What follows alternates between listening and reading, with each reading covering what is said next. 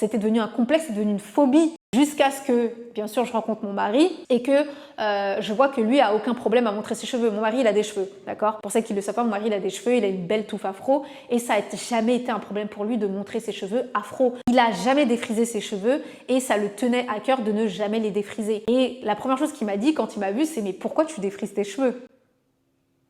Les cheveux crépus sont très beaux, donc je comprends pas pourquoi tu défrises tes cheveux. Tu m'as l'air d'avoir une belle texture de cheveux. Pourquoi tu te coiffes tout le temps?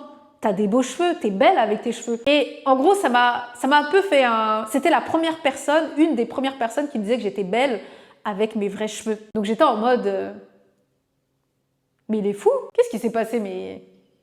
il a craqué ou quoi? Je me suis dit, mais qu'est-ce qui se passe en fait? Mais pourquoi il dit que je suis belle alors que toute ma jeunesse, on m'a dit que j'étais moche avec mes cheveux, que c'était pas coiffable, que c'était pas propre, que ça faisait pas joli. Et lui, demain, il me dit...